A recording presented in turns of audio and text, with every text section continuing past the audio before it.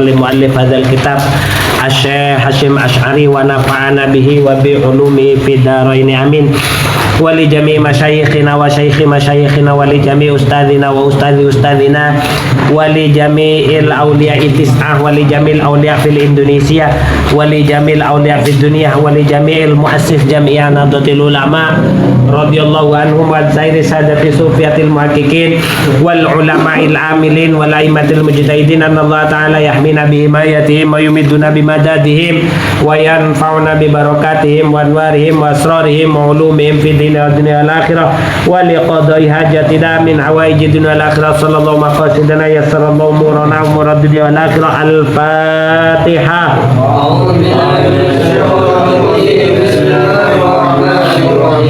Alhamdulillahirabbil alamin arrahmanir rahim maliki yaumiddin iyyaka na'budu wa iyyaka nasta'in ihdinas siratal mustaqim siratal ladzina an'amta 'alaihim ghairil maghdubi 'alaihim waladdallin.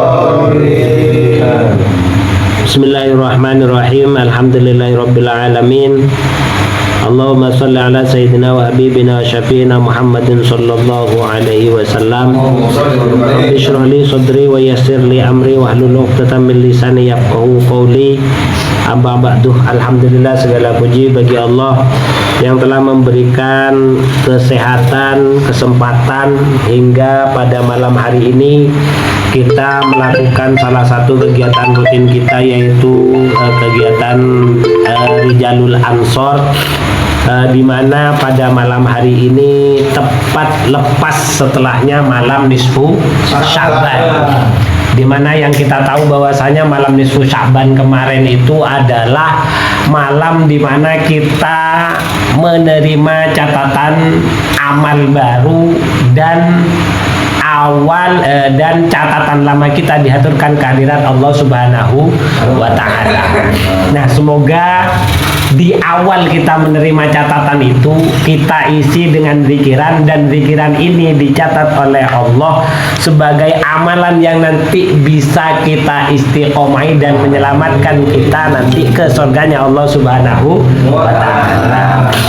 Salat serta salam semoga tetap tercurahkan kepada junjungan kita Nabi besar Muhammad sallallahu alaihi wasallam, yang dari setiap tindakan, perilaku, sikap itu senantiasa akan menjadi syariat, di mana kita dalam beramal mau tidak mau harus mengikuti apa yang dilaksanakan dan apa yang pernah dilakukan oleh Rasulullah Shallallahu Alaihi Wasallam, dan itu yang dinamakan dengan sunnah. Semoga kita yang hadir di sini itu masuk kategorinya kelompok orang-orang yang senantiasa masuk pada kelompoknya Ahlus Sunnah wal Jamaah. Amin Allahumma amin.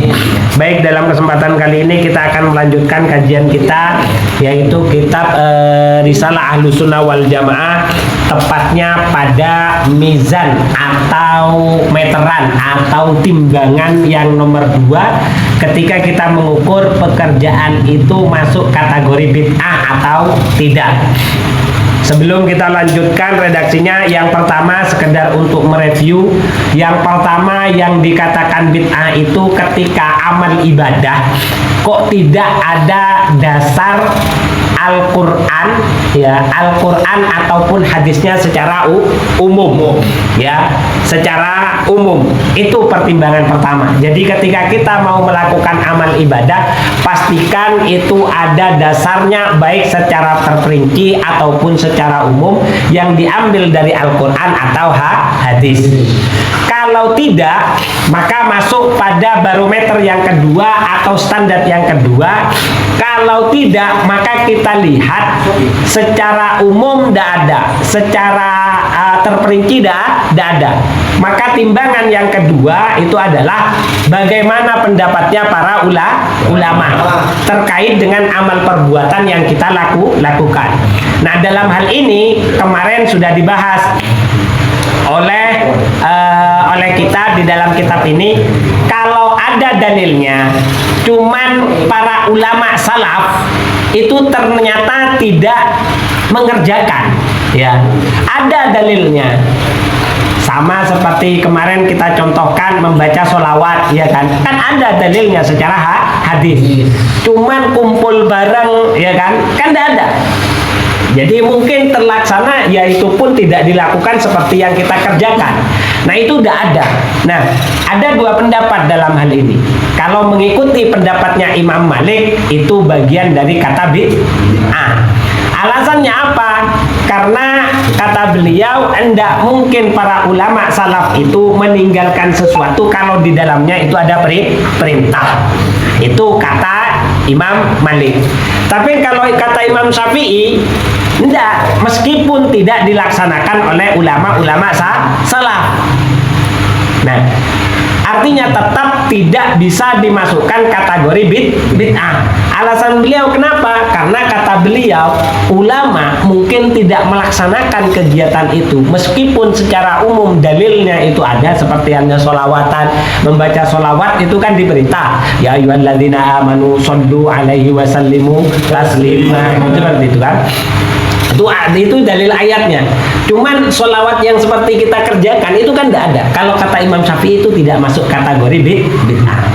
Lalu kenapa? Tapi ulama salaf nggak ada yang mengerjakan. Lah kata Imam Syafi'i, bisa jadi pada saat itu beliau masih ada kegiatan yang lebih utama, sehingga tidak bisa dilaksanakan kegiatan sholawat seperti apa yang kita kerjakan. Itu makanya Imam Syafi'i tetap tidak memasukkan itu sebagai kategori bid'ah. Nah, masih dalam pertimbangan yang kedua, yaitu adalah untuk melihat apakah ini bid'ah atau tidak, yaitu mengikuti pendapatnya para ulama, yaitu adalah Kita bacakan redaksinya. Wa qad qala al-musannifu rahimahumullahu taala wa nafa'ana bihi wa bi ulumihi fid dharaini amin amin wa ya mujibas sa'ilin. Wakhtalafu lan podo suloyo, artinya masih terjadi perbedaan pendapat. Wakhtalafu lan podo bedo pendapat sopo ulama. Wakhtalafu lan podo bedo pendapat sopo ulama aidon halemane koyo pendapat awal. Yang awal tadi bagaimana? Jadi ini sama, perbedaan masih mengikuti pendapatnya ulama. Jadi kalau kata ulama, kalau kata Imam Malik, kalau meskipun ada dalilnya secara umum ataupun secara terperinci, cuman ulama salaf tidak mengerjakan, kata Imam Malik bid'ah. Kata Imam Syafi'i tidak. Ada juga yang juga menjadi perbedaan, yaitu adalah fima ing dalam perkara lam yarid kang ora tumeka lahu kedue ma minas sunnati saking sunnah apa muaridun perkara kang nentang wala syubhatun lan ora perkara kang serupa. Jadi kata Imam Hasyim Asy'ari, Kiai Hasyim Asy'ari, ada juga kata para ulama itu mereka juga berpendapat untuk pekerjaan-pekerjaan yang dikatakan sunnah, tapi secara dalilnya tidak ada memang. Jadi hadisnya ada, Al-Qur'annya juga tidak ditemukan. Memang tidak ada. Cuman tidak ditemukan juga dalil yang mengatakan apa yang kita lakukan dilarang. Atau juga tidak ditemukan pekerjaan-pekerjaan yang menyerupai. Ya contohnya ya seperti ya kayak kita sekarang pada malam hari ini itu mungkin tidak ada hadisnya terus mau coba mau istighosahnya Kiai Hasyim Asy'ari ya kan. Tidak ada dipraktekkan dibaca seperti ini kan tidak ada dalil Al-Qur'annya, tidak ada dalil hadisnya, tidak ada. Yang ada paling dalil-dalil tentang pembacaan parsial, mulai membaca Asmaul Husna ya kan di dalam ayat Al-Qur'an itu ada. Tapi apakah harus dibaca seperti ini? Oh tidak. Nah, tapi kita juga tidak menemukan dalil yang mengatakan itu tidak boleh. Nah, kalau memang kita tidak menemukan dalil yang melarang, ya itu tidak bisa dikatakan sebagai bid'ah, tetap bisa dikatakan sebagai sunnah. Cuman dalam hal ini ulama berbeda pendapat sekali lagi, gitu loh. Jadi apa yang kita lakukan, oke, tidak ada dalilnya, tidak ada hadisnya, tidak ada Al-Qur'annya, tapi juga tidak ada dalil yang melarang. Kan gitu. Nah dalam hal ini orang ulama itu juga berbeda pendapat. Perbedaannya bagaimana? Yang pertama itu faqala maqaluli ngendika sinten Malikun Imam Malik bid'atun utawi ma iku aran bid'ah. Jadi selama tidak ada dalilnya, tidak ada ayatnya, tidak ada hadisnya, kalau kata Imam Malik itu bid'ah. Meskipun itu masuk kategori baik dan tidak dilarang. Ya, itu kalau kata Imam Malik. Wa qala Syafi'i laisa. Wa qala lan dawuh sinten Imam Asy-Syafi'i, Imam Syafi'i laisa. Ora ono utawi ma iku bibit atin kelawan aran bid'ah. Kalau kata Imam Syafi'i tetap tidak. Tidak. Jadi apa yang dilakukan cuman tidak dilakukan pada masa Rasulullah, buktinya hadisnya kan tidak ada kan? Ya. Nah, itu kata Imam Syafi'i tetap tidak selama kita tidak menemukan hal-hal yang melarang. Jadi tidak ditemukan hal-hal yang melarang. Kayak membaca bareng-bareng. Siapa yang melarang? Kan tidak ada. Malah yang ketemu kita adalah perintahnya untuk berkumpul. Bahwasanya barokah itu ada dalam perkumpulan. Innal barokata ma'al jama'ati. Jadi al-ma'al jama'ati itu dalilnya. Tapi kan bukan perkumpulan baca seperti ini kan. Nah untuk perkumpulan baca seperti ini kan tidak ada. Ayat Al-Qur'annya tidak ada, hadisnya tidak ada. Maka kalau kata Imam Malik, dan yang melarang pun juga tidak ada. Yang melarang juga tidak ada. Yang ada perkumpulan seperti ini itu adalah perkumpulan kajian. Jadi ngaji kitab koyo ini ono. Model koyo mau ngaji-ngaji bareng itu kan belum ada. Makanya nanti di belakang dijelaskan kalau yang dimaksud itu seperti apa. Kalau kata Imam Malik, meskipun tidak ada yang melarang, tidak ada dalil yang mengatakan itu dilarang, itu tetap bid'ah. Kalau kata Imam Syafi'i, tetap itu bukan bid'ah. Itu jadi perbedaannya ada di sana. Wastanada lan gawe sendenan utawa gawe dasar sinten Imam Syafi'i li hadisin maring siji hadis li hadisin matarok tuhu lakum fawa'afun maring hadis matarok tuhu lakum fawa'afun. Kenapa kata Imam Syafi'i itu tidak dikatakan bid'ah? Karena Imam Syafi'i berpegangan kepada hadis yang berbunyi matarok tuhu lakum fawa'afun, yang artinya adalah ma utawi perkara tarok tukang ninggal sapa ingsun Kanjeng Nabi hu ing ma lakum maring sira bahwa maka utawi ma iku afun. Itu kata Rasulullah. Ternyata kata Rasulullah. Jadi kenapa kata Imam Syafi'i itu kok tetap tidak dikatakan bid'ah?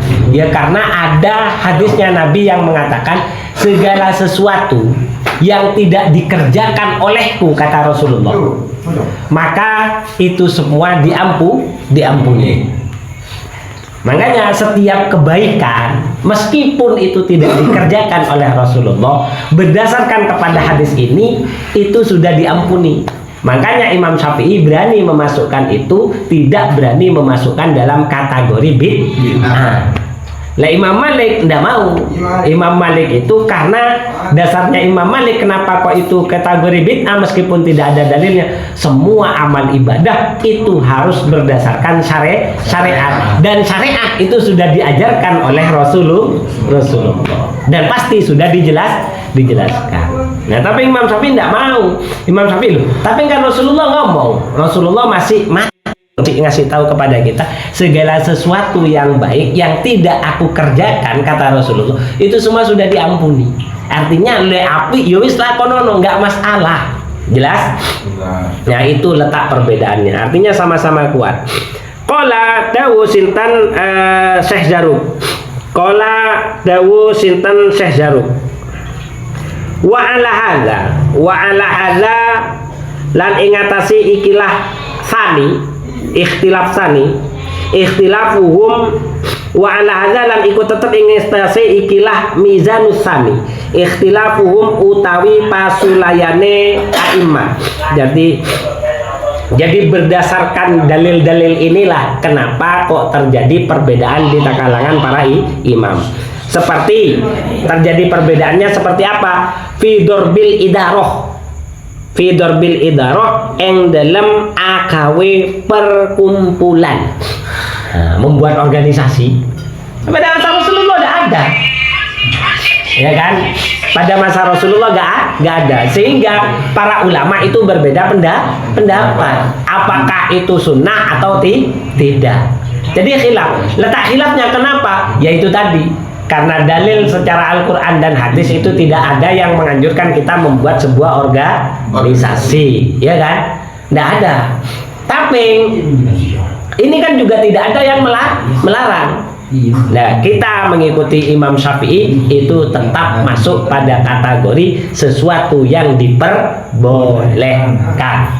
Ya, apakah itu sunnah? Kita tidak akan memasukkan itu bagian dari sunnah, tapi itu tetap memiliki nilai kebaikan. Kalaupun salah, itu tetap diampuni oleh Allah Subhanahu wa Ta'ala. Dalilnya apa? Ya hadis itu tadi, hadisnya Rasulullah yang mengatakan segala sesuatu yang aku tinggalkan atas kalian, maka itu semua sudah diampuni. Jelas?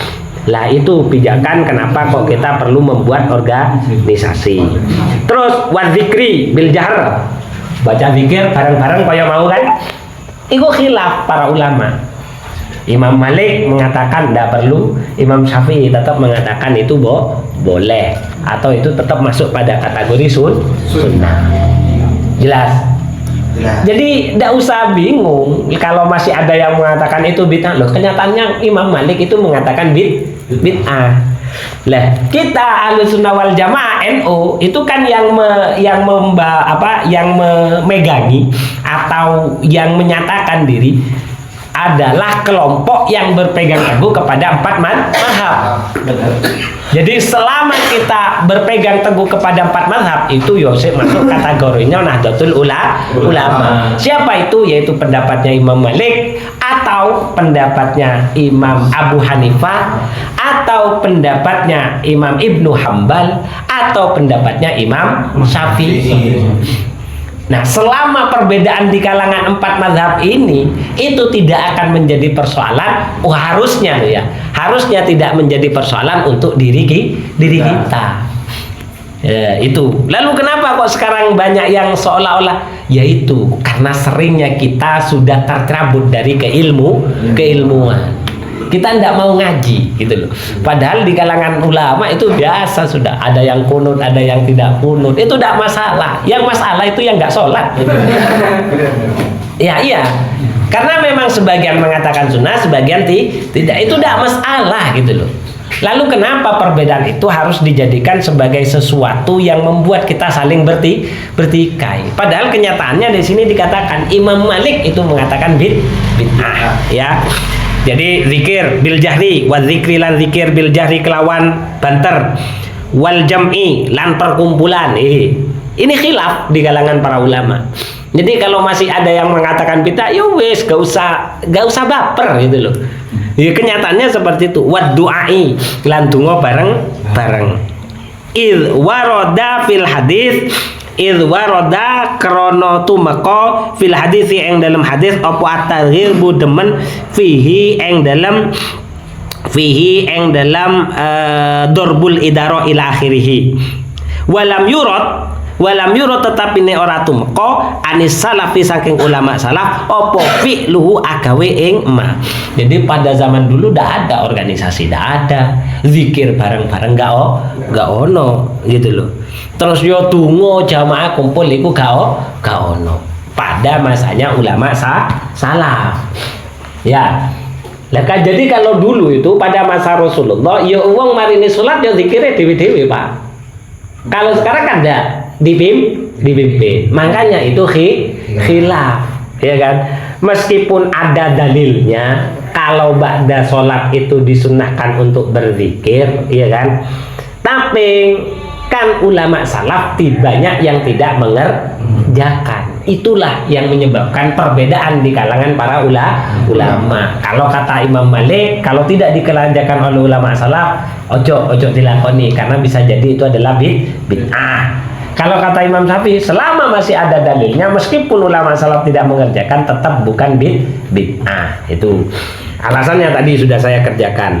Terus summa kullu qailin moko nuli utawi saben-saben pengucapan layakunu ora ono apa kullun iku mubtadi'an kena den arangi barang kan bid'ah. Sekali lagi, semua pendapat yang sudah dikemukakan oleh para ulama itu tidak bisa dikategorikan sebagai bid'ah. Kenapa? Indal qaili ing dalem nalikane indal qaili mungguwe wong kang ngucap bi muqabilihi kelawan bandingane qail li hukmihi krana hukume qail bima kelawan perkara adau kang nekake sapa qail ilaihi adau kang nekake ing qail ilahi maring ma apa ijtihaduhu ijtihate qail allazi nyatane ijtihad la yajuzu kang ora wenang apa takdihi ngelawani ing ijtihad. Kenapa kok tidak bisa dikatakan bid'ah? Karena semua ulama yang berpendapat seperti itu didasarkan di atas dasar ijtihad. Bukan ijma, ijtihad. Ijtihad itu adalah upaya keras memahami Al-Quran dan hadis sehingga dari sana bisa diperoleh yang namanya hukum. Nah itu namanya ijtihad. Orang yang bisa ijtihad ya harus orang yang paham betul tentang Al-Quran dan hadis. Makanya kayak kita yang tidak tahu Al-Quran hadis itu tidak boleh mengatakan apa yang disampaikan oleh ulama. Misal ikut Imam Malik terus mengatakan kata Imam Syafi'i itu sebagai bid'ah.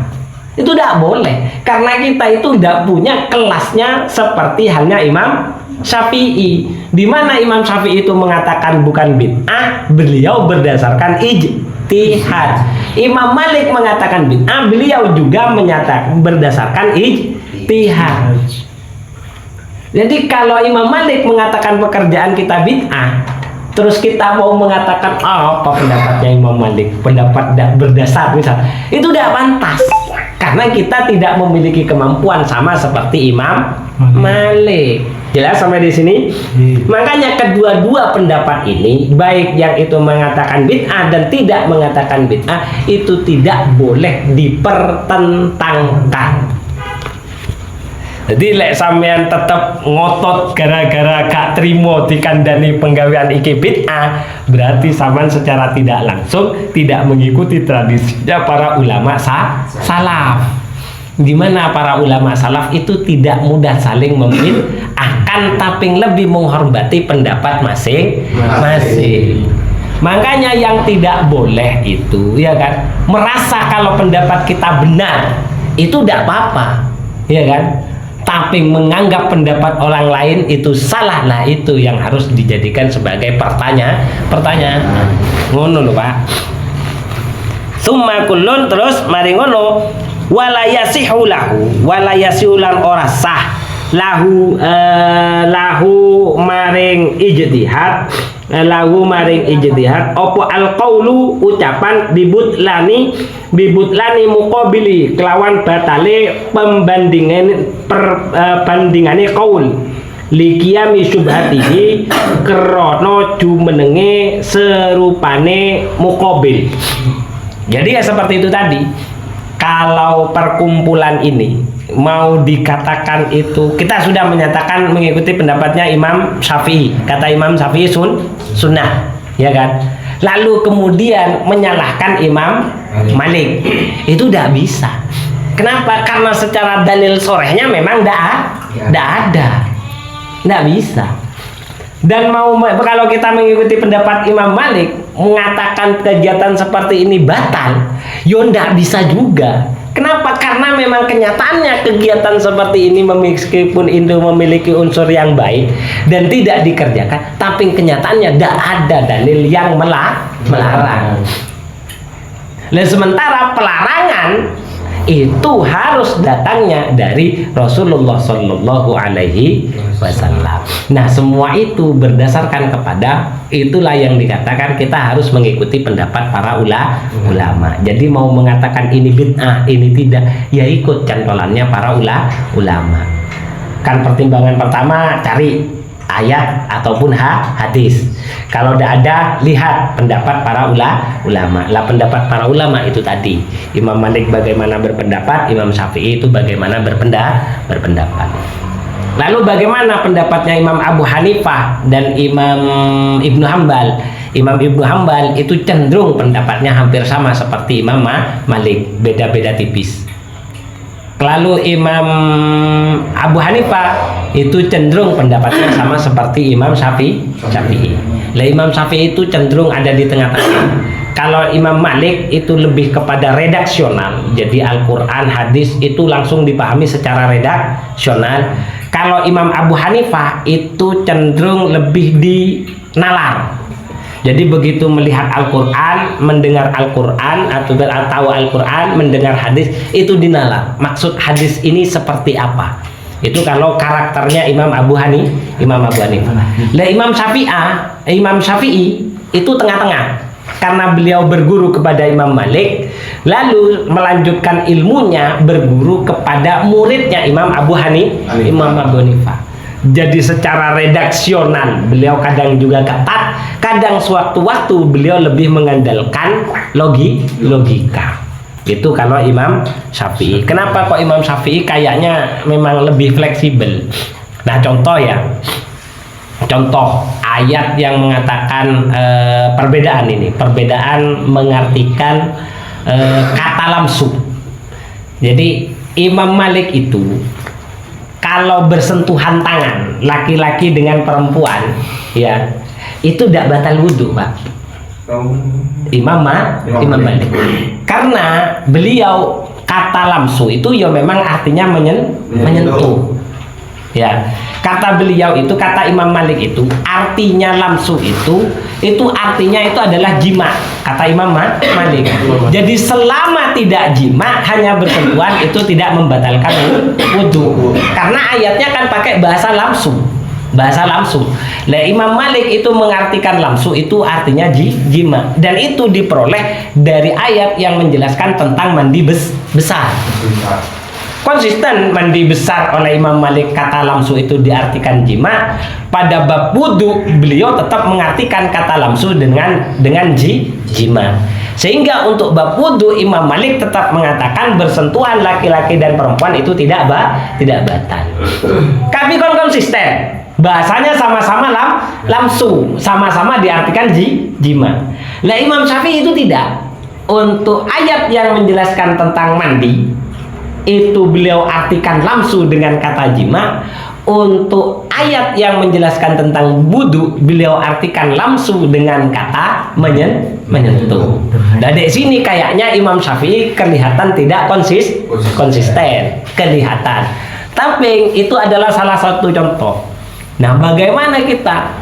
Kita cuman kita tahu artinya lamsu, terus kemudian mau diartikan sama enggak seperti itu. Sama seperti juga perbedaan tentang masalah akad. Jadi ada ayat Al-Quran itu ahallallahul bai'a wa harrama riba. Ya, Allah menghalalkan jual beli dan mengharamkan riba. Nah, kalau Imam Syafi'i ahallallahul bai'a wa harrama riba, itu mengartikan Allah menghalalkan jual beli dan mengharamkan riba. Kata Imam Syafi'i, maka semua perbuatan transaksi yang mengandung unsur riba, termasuk Imam Malik, itu langsung batal sudah. Tidak sah akadnya. Jelas? Itu Imam Syafi'i. Imam Abu Hanifah enggak. Allahul bai'a wa harrama riba. Beliau mengartikan itu kayak gini. Dalam pendapat beliau itu, ini untuk mempermudah saja terjadinya perbedaan di kalangan para ulama. Allah menghalalkan jual beli dan mengharamkan akhdhur riba. Jadi harrama riba, akhdhur riba. Jadi yang haram mengambil ribanya. Transaksi yang mengandung unsur riba itu tidak apa-apa selama ribanya itu tidak diambil. Abu Hanifah. Itu Abu Hanifah, Imam Abu Hanifah. Jelas. Lagi itu juga kenapa kok ada hukum bank itu akhirnya khilaf. Iya kan, khilaf. Nah, itulah kenapa ketika kita ngaji itu harapan saya itu ketika ngaji itu jangan ketika kita ngaji ini kan kita semakin tahu betapa bodohnya kita gitu loh. Wong ate ngaromno utawa ate bid'ahno itu harus melalui sekian banyak proses. Yang kedua, harapan saya itu ketika kita mengaji ini, satu, biar kita sadar gak gampang wong iku bid'ahno karo orang bid'ahno. Yang kedua, kita ndak usah ikut-ikutan orang yang ndak punya kapasitas tapi seneng nglakoni perkara sing nggawe tukaran. Ndak usah ikut-ikutan dan ndak perlu ditanggapi. Jelas?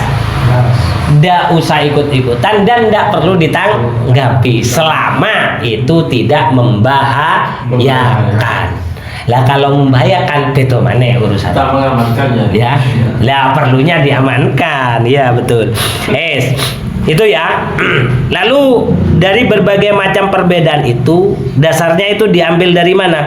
Jadi nggak boleh kita menyalahkan yang mengatakan bid'ah, dan kita juga tidak boleh mengatakan pendapat ini yang paling benar karena sama-sama kuatnya dalil yang digunakan.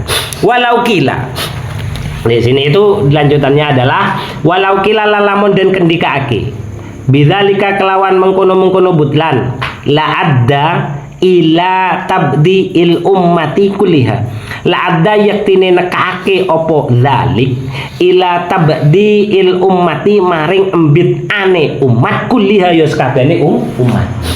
Kalau sampai semua itu dikatakan jadi bid'ah ya, mengikuti pendapatnya Imam Malik, kan jelas toh Imam Malik mengatakan kalau udah ada dalil langsung bid'ah, maka semua perbuatan umat itu kemungkinan total akan lebih banyak bid'ahnya.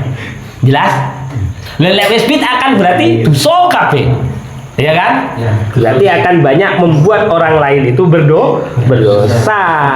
Waqat urifalan teman-teman den werwi apa anna hukmallahi taala sak temene hukume Gusti Allah taala fi mujtahidil furu'i ma addau ilahi ijtihaduhu.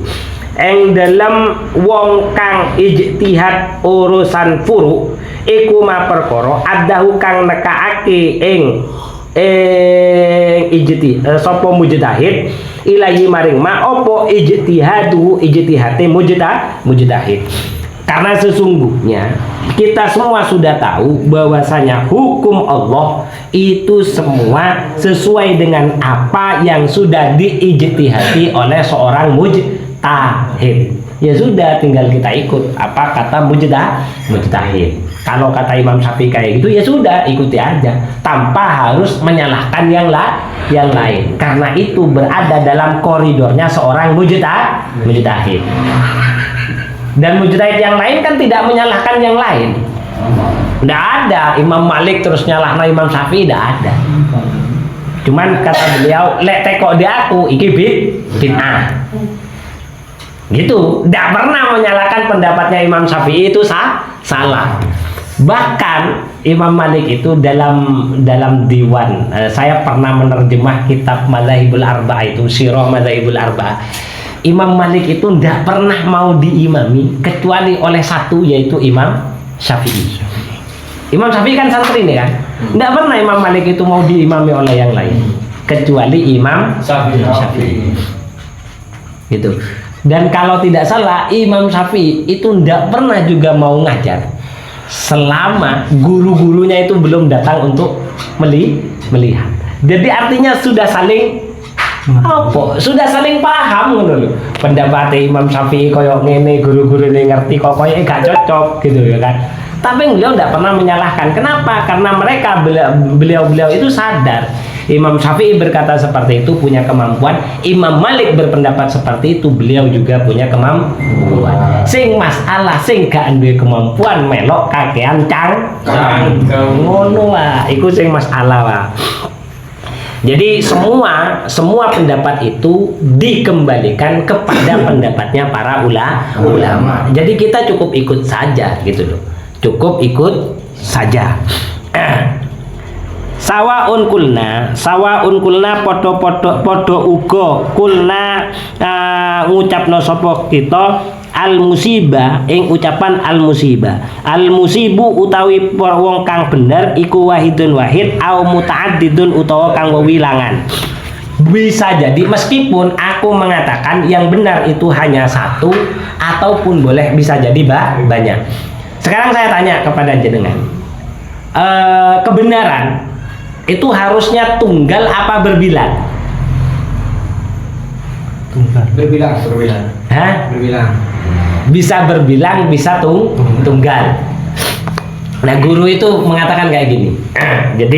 Jadi bisa jadi ya sama-sama benar. Bisa jadi memang bisa banyak atau yang dikatakan rokok itu kan satu toh Pak. Ya kan, rokok itu satu. Pasti yang benar itu satu.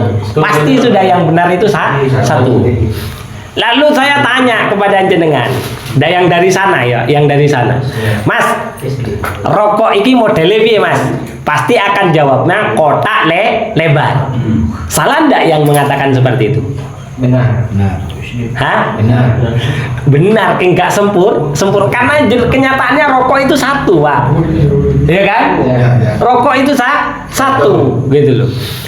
Lalu saya tanya dari sana itu, rokok ini piye Mas? Rokok ini kotak lebar. disalahkan juga tidak bisa, dikatakan benar ya juga tidak bisa. Maka dikembalikan kepada pendapat sampean. Kalau sampean melihatnya seperti itu ya sudah ikut seperti itu. Cuman ojo nganggep sampean paling benar. Karena ada yang berpendapat dari sana, Mas rokok Mas dari sampean kaya bos, rokok itu tipis dowo. Apa bisa dikatakan salah itu? Dikatakan benar ya juga tidak mungkin, karena kebenarannya karena jelas rokoknya itu satu. Maka yang benar bagaimana? Yang benar itu harus saling menghargai pendapat yang dari sudut pandang sana ataupun pendapat yang dari sudut pandang yang sini. Jelas ya? Itu kenapa kok para ulama itu gak tahu bengkerengan urusan bid'ah karo orang. Yang justru beliau lebih bengkerengan sing gak gelem ngelakoni. Jelas? Jadi awal dewe harus kayak gitu. Sekarang itu jadi kalau yang mengatakan bid'ah, wahabilah apa. Lah kalau kita lihat pelajaran kita itu seperti apa gitu loh. Ojo langsung panas gitu loh. Artinya apa? Ketika kita bertemu dengan mereka, ayo dudukkan persoalan itu sesuai dengan porsinya. Kenapa? Karena banyaknya perbedaan dan ketidakmauan untuk bersatu itu gara-gara ketidakmauan untuk saling mengerti. Ya, sing kono kokoh koyok ngono, ya kan? Sing kene yo kokoh koyok ngene. Yo wis gak pedho, Pak. Mangga sing kono yo rokok apa? Cilik dawa, sing kene lebar dawa. Pangga koyok ngono. Tapi kalau mengerti yang sana mau melihat yang sini, bagaimana sudut pandangnya, yang sini mau melihat yang sana, insya Allah nanti akan ketemu pendapat yang seharusnya disampaikan. Makanya kata Imam Sayyidina Ali, apa Sayyidina Ali, apa Sayyidina Abu Bakar, pastikan kita itu diciptakan, kita dari penciptaan muka saja, antara mulut, mata dan telinga itu mulut diciptakan satu, mata itu diciptakan dua, telinga itu diciptakan dua. Artinya apa? Antara apa yang kita bicarakan itu harus lebih sedikit dari apa yang kita dengar dan apa yang kita lihat. Artinya apa? Yang harus banyak kita lakukan itu terus banyak melihat dan banyak mendengar. Jangan banyak bicara. Jangan banyak dulu. Jelas? Ojo kakek ngomong Pak, tapi ngrungokno sik. Iki piye gitu. Jadi kita lebih banyak memanfaatkan pikiran daripada pembicaraan. Sehingga kata para ulama, orang alim itu berpikir sebelum ia berbicara, tapi orang bodoh itu berpikir setelah ia berbicara. Ya artinya apa? Karena kedua pendapat ini sama terjadi pada masa Rasulullah. Perbedaan para ulama itu juga terjadi pada masa Rasulullah.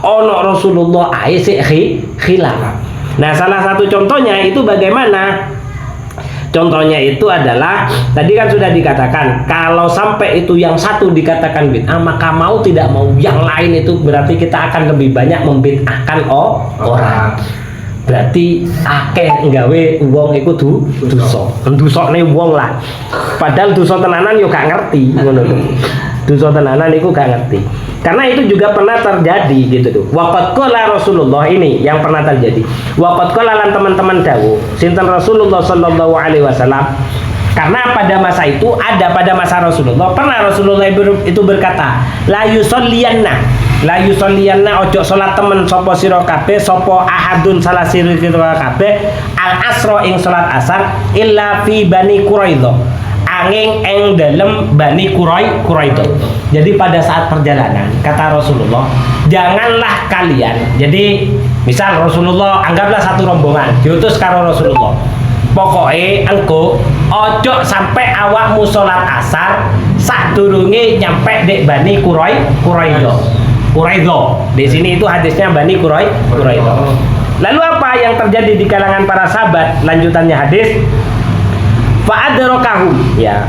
Fa'adrokahum moko nuli nemoni ing para sahabat apa al asru sholat asar fitoriki ing dalam dalan. Dalam pada saat proses perjalanan, ya kan? pada saat perjalanan ternyata mereka itu sebelum sampai ke Bani Quraidah sudah memasuki sholat asar. Nah, itulah awalnya, ya kan? Faqala ba'dhum, faqala moko nuli ngucap sapa ba'dhum seketengah sahabat, umirna bil ajalati. Umirna den perintah sapa kita bil ajalati kelawan age-age nglakoni salat. Wa sallulan padha salat sapa sahabat fitorike yang dalam dalan. Nah, sebagian kelompok tadi itu ada yang mengatakan, ayo cepet-cepet salat. Awake dhewe karo Rasulullah itu dikon-kon undang, kita diminta untuk bersegera untuk mengerjakan kebaikan.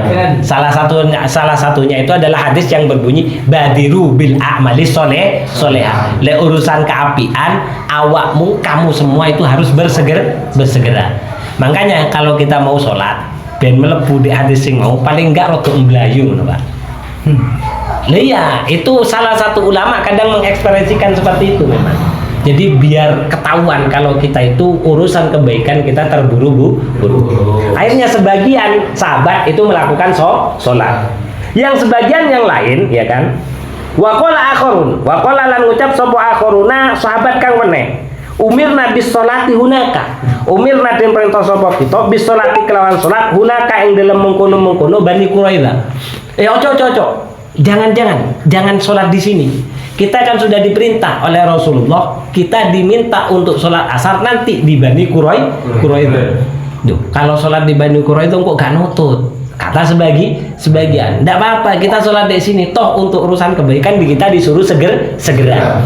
Tapi ada yang tidak sholat karena berpijak kepada tadi itu dawuhnya Rasulullah, jangan kalian itu melakukan sholat asar sebelum sampai di Bani Quraidah. Satu berpegangan ini, yang satu juga berpegangan kepada dawuhnya Rasulullah, kalau kebaikan kita disuruh segera. Fastabiqul khairat. Iya, fastabiqul khairat akeh. Fa akharu moko padha ngakhirno sapa sahabat. Nah, betul. Sebagian ada yang mengakhirkan sholat nunggu sampai nyampe kepada Bani Quraidah. Tapi walam yu'ib, tetapi ini orang nacat sinten Nabi sallallahu alaihi wasallam ala wahidin ing atase wong suwiji minhum saking sahabat. Lah semua itu setelah terjadi kan ketahuan sama Rasulullah. Ada yang sholat dulu, ada yang sholat nunggu sampai di Bani Quraidah. Kenyataannya Rasulullah tidak menyalahkan satu pun di kalangan mereka. Paham sampai di sini? Padahal dalika, maka dari hadis itu padahal mokon jupuk dalil. Padahal mokon nuduhake opo dalika mengkono adamu yaib. Jadi tidak mencelanya Rasulullah ala sihhatil amali ing atase sae ngelakoni aman bima kelawan perkara fuhima kang den pahami apa ma minasyari'i saking Kanjeng Nabi kang dadi syariat. Idza lam yakun ing dalem are kalane ora ana apa ma an hawa metu saking hawa nafsu. Artinya apa? Dari peristiwa tadi itu menunjukkan bahwa dalil menunjukkan tentang dalil bahwasanya segala perbuatan itu bisa didasarkan terhadap apa yang dipahami oleh setiap orang terhadap Al-Quran dan hadis. Makanya para imam yang berbeda pendapat itu tetap tidak boleh disalahkan. Meskipun kita ikut Imam Syafi'i terus mau menyalahkan Imam Malik. Kenyataannya Rasulullah orang. Itu bukti bahwasanya apa yang dilakukan itu boleh didasarkan akan apa yang kita pahami. Bukan kita, yang para ulama pahami. Jelas sampai di sini? Jelas ya? Ya. Iku nyopo kok awake dhewe disuruh mengikuti oleh para ulama. Karena yang tidak boleh itu adalah pendapat yang berdasarkan kepada hawa nafsu. Sementara para ulama berpendapat berdasarkan ijtihad. Selama pendapat itu berdasarkan ijtihad, kita boleh mengikuti. Itu saja sampai di sini. Kalau ada pertanyaan kita lanjut setelah kita tutup dulu pertemuan kali ini. Itu saja dari saya. Kurang lebihnya saya mohon maaf. Wallahul muwaffiq ila aqwamit thoriq. Assalamualaikum warahmatullahi wabarakatuh. Waalaikumsalam warahmatullahi wabarakatuh.